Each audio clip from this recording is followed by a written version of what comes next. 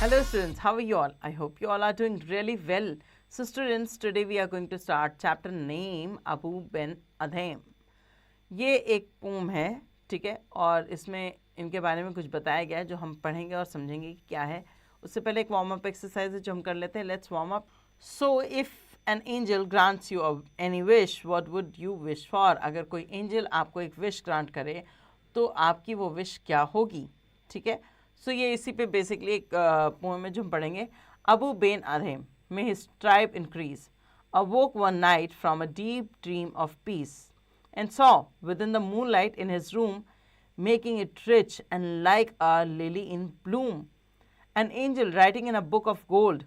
Exceeding peace had made Ben Adhem bold. And to the presence in the room he said, "What writest thou?" The vision raised his head, and with a look made of all sweet accord, answered, "The name of those who love the Lord." "And is mine one?" said Abu. "Nay, not so," replied the angel. About spoke more low, but cheerly still, and said, "I pray thee then, write me as one that loves his fellow men." The angel wrote and vanished.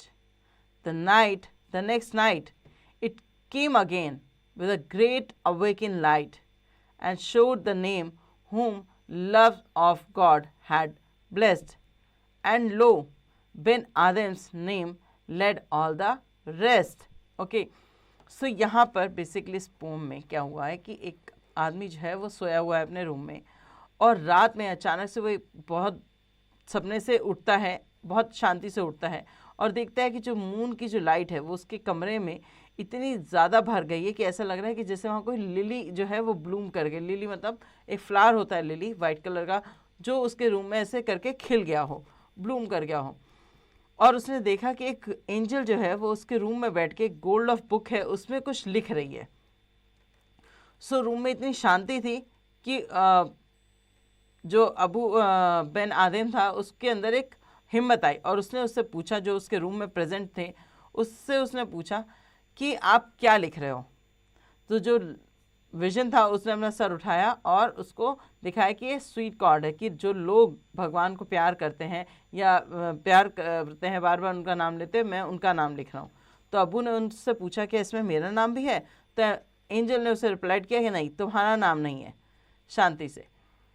But Abu ने क्या कहा कि ठीक है मेरा नाम नहीं है. तो उनसे ये कहना कि मैं ये प्रे करता हूँ कि मेरा जो नाम है वो उनको इस तरह से बताया जाए कि मैं उनके जो फेलो मैन्स हैं उनसे प्यार करता हूँ.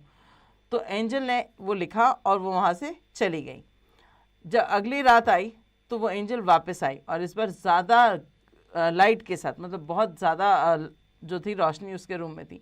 It came again with a great wake in light and showed the name whom love of God had blessed. और उसने नाम शो किया उन लोगों का जिसको भगवान ने ब्लेस किया है. सो उसमें जो बेन आदम थे, इनका नाम जो था बाकी नामों के साथ इनका भी नाम लिखा था, मगर थोड़ा हट के लिखा हुआ था क्योंकि इन्होंने ऐसी विश मांगी थी. सो ये थी पूरी पोम और इसको लिखने वाले हैं J.H. लेहंट. ओके, सो चलिए अब आगे देख लेते हैं इसकी word meaning. May his tribe increase, may there be more people like him. So may his tribe increase, जो अबू बेन आदेम के साथ नाम लिखा था उसका मतलब ये था कि इनके जैसे लोग और भी हों जो भगवान से नहीं, भगवान के बंदों से भी प्यार करें. Exceeding a great degree, vision thing और person seen in a dream और सिमिलर एक्सपीरियंस. ठीक है, सो यहाँ पर बेसिकली जो पोम थी वो इसके बारे में थी कि आपको सिर्फ भगवान से नहीं, उसके भेजे हुए पृथ्वी पे जो लोग घूम रहे हैं उनसे भी प्यार करना होगा. तब भगवान की लिस्ट में आप उनमें से नहीं होगे कि जो भगवान से प्यार करता है, फिर भगवान जिससे प्यार करता है आप उस लिस्ट में दिखाई दोगे. Okay, now the brain tester. Darken the correct option in OMR sheet. Number 1, what did Abu Ben Adhem see in his room? A vision of peace, an angel writing in a book of gold, a lily in bloom, or a book of names.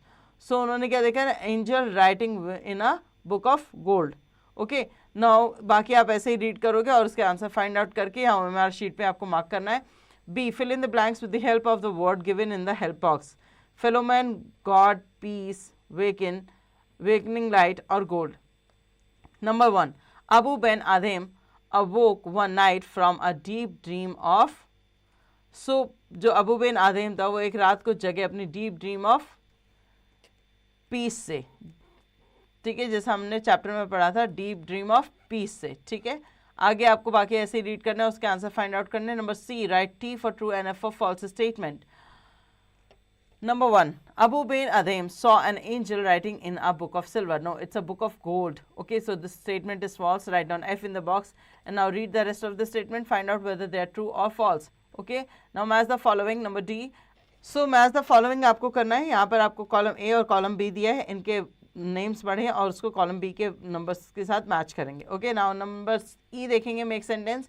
Peaceful dream क्या होता है, golden book क्या होता है, angel क्या होती है और लव क्या होता है, इसके ऊपर आपको सेंटेंसेस फॉर्म करने हैं। कंप्लीट द वर्ड, यहाँ पर आपको कंप्लीट करना है वर्ड्स को, जैसे नंबर 1 पे है ड्रीम, वैसे आप बाकियों को भी फिल कर सकते हो। Number G option, answer the following question. Whom did Abou Ben Adhem see in his room? तो अबू बिन आदेम ने किसको देखा था अपने रूम में? एक एंजल को देखा था। Who is writing down in a gold of book, ठीक है। सो ये आप इसमें आंसर लिखोगे, ऐसे आपको बाकी क्वेश्चन के आंसर्स भी यहाँ पोम से ढूंढ कर ही लिखने। Grammar zone, fill in the blanks with the use of suitable article a and the. A and the का इस्तेमाल आपने बचपन से ही सीखा है, आपको इसमें फिल करना है उन आर्टिकल्स को।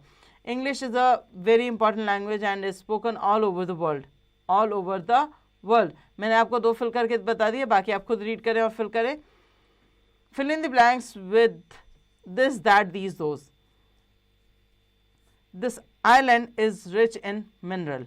This, I use this because कि आप किसी चीज़ को यहाँ पर बताओगे जो आपके पास होती है उसको आप दिस से डिनोट करते हो, और सिंगल होती है तब दिस से करते हो, प्लूरल होगी तो दीज से करोगे। कोई चीज़ आपसे दूर होगी तो आप उसको दैट से, अगर सिंगुलर है, और अगर प्लूरल है तो दो से फिल करोगे। तो यहाँ this island is rich in mineral. Okay, ऐसे ही रीड करिए बाकियों को भी और उसमें this that these those fill करिए। Conversation zone, listening and speaking. Role play the following conversation. Reena, hi Sudha, how are you? Sudha, hi Reena, I am good thanks, how about you? Reena, I am good too, actually I came over to ask if I could borrow your maths book for class 8, I need it for some self-study.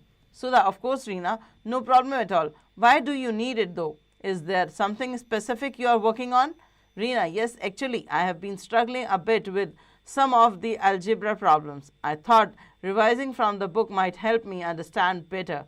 Sudha, that's good idea. Algebra can be tricky sometimes. Have you tried going through the examples and practice problem in the book? Reena, I haven't yet, but that's exactly what I plan to do. I think it will really help me if I go through each step carefully. Sudha, that's great. Here, let me get the book for you. Sudha goes to fetch the book. Reena, thanks Sudha. You are a lifesaver. Sudha, no worries. Take your time with it. If you need any help with the problems, feel free to ask me.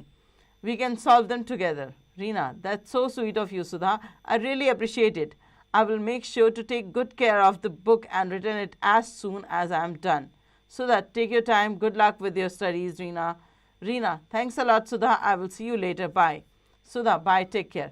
So I don't think so कि आपको इसको explanation देने की मुझे ज़रूरत पड़ेगी, क्योंकि ये बहुत नॉर्मल सी कॉन्वर्सेशन थी 2 लोगों के बीच में। ठीक है, आगे देखते हैं activities zone. So student can write a short paragraph on someone they know who exemplifies selflessness and kindness. This will help them reflect on real life example of a story moral. Okay?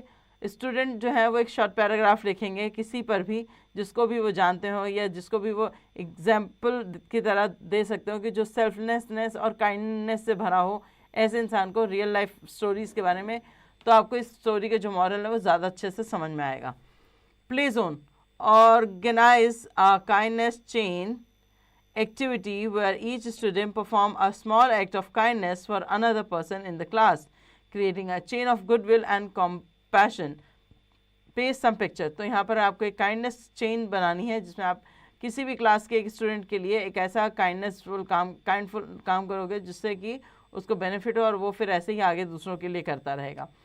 और यहाँ पर आपको कुछ picture भी paste करनी है उसके regarding. Okay, so this is the end of this chapter. Hopefully you understand it very well. Now do the pending exercises at your own.